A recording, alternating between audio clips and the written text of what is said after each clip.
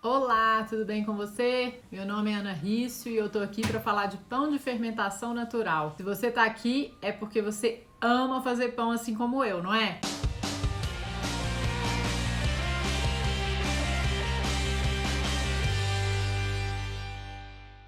Então vamos lá, vamos usar nosso hashtag, hein, galera? Quem tá fazendo pão ou quem vai fazer pão, hashtag vou fazer pão. Quem vai comer pão porque já fez pão, põe hashtag vou comer pão. Quero saber. Olha só, o Zé escreveu aqui assim, ó. Ana, bom dia, estou amando suas lives. A maioria das vezes não consigo pegar ao vivo, mas ao morto é legal, que vou e volto como criança vendo desenho animado. Gente, eu amei essa mensagem.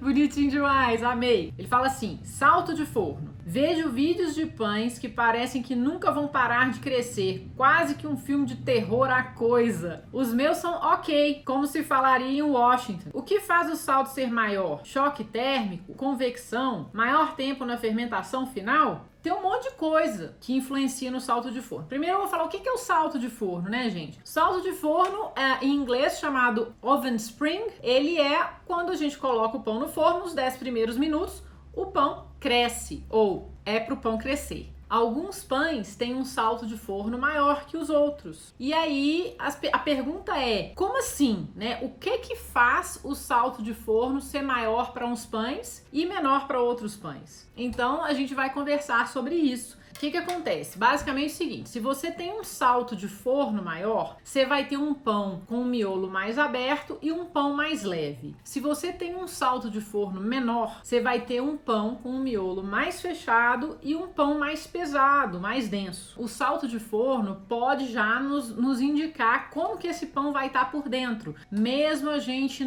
nem pegando no pão, tá? Depois que ele tá pronto. Quando você destampa a panela e você olha para aquele pão, se ele tiver um belo salto de forno, você já vai ter uma ideia de que ele ficou com um miolo mais leve e que ele tá mais aerado do que se ele tiver um pequeno salto de forno. Aí você vai falar, peraí, alguma coisa aconteceu, esse pão não cresceu o suficiente. Agora, o que pode ter acontecido? E o que influencia o salto de forno? Então a gente vai falar de vários pontos aqui, beleza? O que influencia o oven spring, o salto de forno? Eu anotei várias coisas para eu não esquecer e eu vou começar aqui. O que acontece, gente? Quando a massa foi bem estruturada, a tendência é que ela aguente um salto de forno maior, né? O que é uma massa bem estruturada? É uma massa que fermentou no tempo certo, as dobras foram feitas corretamente ou a sova foi feita corretamente, então essa massa se desenvolveu corretamente até chegar lá na hora da modelagem, a modelagem foi bem feita e isso tudo ajuda na estruturação da massa e isso vai contribuir para um maior salto de forno. Então, se você,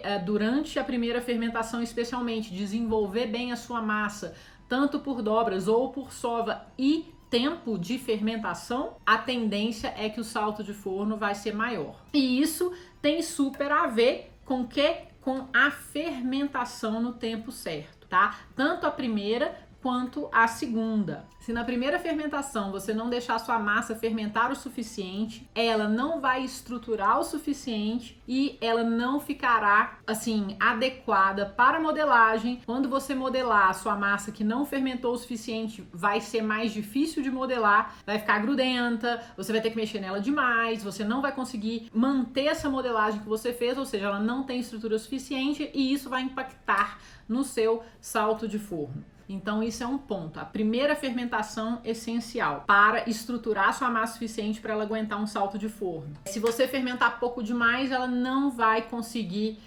crescer, você vai ter um pão muito denso, um pão pesado, com um miolo fechado, com pouco salto de forno. E se você fermentar demais a sua massa, ela vai perder estrutura. Então assim, vamos supor, você construiu estrutura e passou do ponto de fermentação, você também perde estrutura com isso, tá? A massa fica muito frágil, né? O miolo da massa, os alvéolos, né, que foram formados lá durante a primeira fermentação vão colapsar depois que a massa entrar no forno, como ela passou do ponto e ela ficou muito fragilizada, ficou muito mole, e você vai perceber que a sua massa perdeu estrutura quando quando ela não tem estrutura, quando você tirar essa massa do cesto de modelagem e ela espalhar igual uma panqueca. Você já vai falar, essa massa não tem muita estrutura.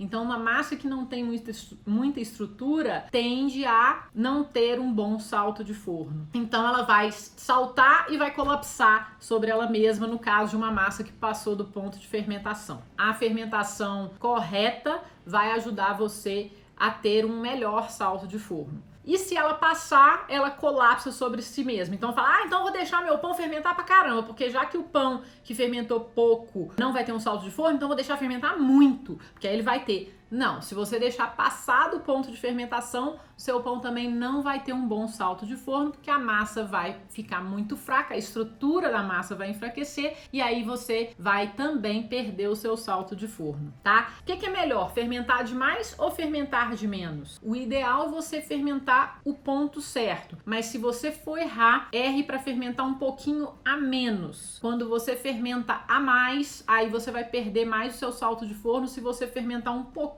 a menos, tá? Então a gente fala underproof, slightly underproof, ou então pouquinho menos fermentado é melhor do que overproof para o salto de forno. Então considera isso. Outra coisa, então a gente está falando aqui de estrutura. A estrutura tem tudo a ver com o salto de forno, né? Então, quando eu faço a pré-modelagem e a modelagem, eu estou criando tensão na massa, certo? Então, quando eu faço especialmente a minha modelagem, eu tenho que usar a tensão adequada para que eu tenha um salto de forno.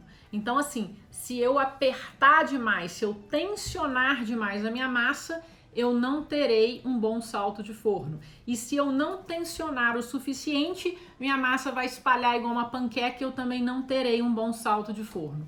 Então, quando eu for modelar, eu tenho que usar a tensão adequada para que eu possa ter um bom salto de forno. Aí você vai falar, mas qual que é a tensão adequada? Você tem que testar, você tem que anotar o que você está fazendo, você tem que falar, beleza, dessa vez eu modelei bem justo, bem apertado, né? Bem tenso. Você vai ver o que acontece. Aí uma vez você vai modelar mais leve, aí você vai ver o que acontece. Aí você vai, eu acho que precisava, ela espalhou um pouco. Aí você faz um pouquinho mais de força, não força. Você tensiona um pouquinho mais sua massa até você descobrir o ponto certo. E outra coisa, cada massa tem um ponto certo. Que às vezes você tá fazendo uma massa com muita hidratação e ela é uma massa que é mais úmida mesmo, mais mole, então ela precisa de mais tensão, tanto nas dobras quanto na modelagem. E se você e também às vezes ela não fermentou tanto, né? Ou se você tem uma massa que é o contrário, ela é menos hidratada, fermentou muito bem, então você não precisa tensionar muito na modelagem. Não tem tipo assim, ó, faz isso, isso e isso e vai dar isso. Depende das condições atuais, né, da sua massa, do seu ambiente.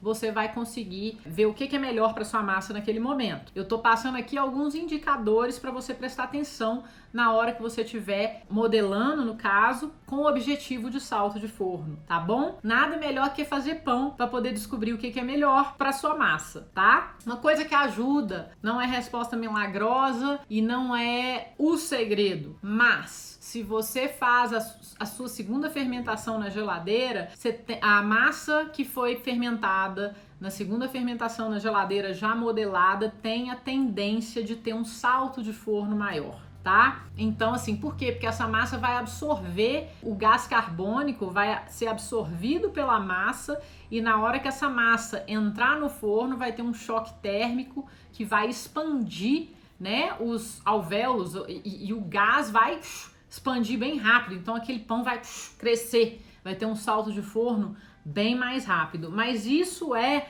se ela foi fermentada corretamente, modelada corretamente, estruturada corretamente na primeira fermentação, beleza? Se isso tudo aconteceu legal, a tendência é uma massa que foi fermentada na segunda fermentação na geladeira tende a ter um maior salto de forno.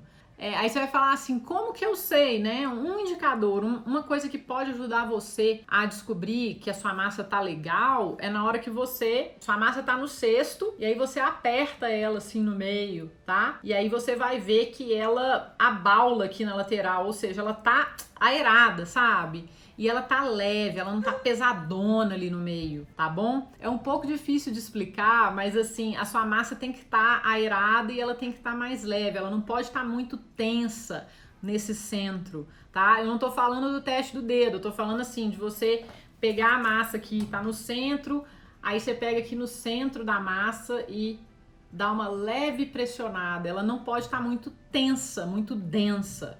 Ela tem que estar mais leve, tá bom? Então essa é uma das formas de você ver se a sua massa também tá pronta, tá? E o teste do dedo também é legal, beleza? Teste do dedo, se você não sabe como que faz, é o poke test. No meu Instagram tem vídeo demonstrando e tem descrição do poke test também. Uma outra coisa, quando você, na hora de fazer o corte, esse corte que a gente faz na hora de assar imediatamente antes de colocar o pão dentro do forno, também ajuda no salto de forno se ele for feito adequadamente, tá? Eu não posso fazer um corte muito na superfície, ou seja, muito raso, e também não vou fazer um corte extremamente profundo, porque senão eu posso danificar a estrutura do meu pão. Então eu vou fazer um corte com a profundidade adequada para a textura da minha massa, e esse corte pode me ajudar também a ter um bom salto de forno, se ele for feito da melhor forma, com a profundidade adequada, no ângulo adequado. O corte também ajuda no salto de forno.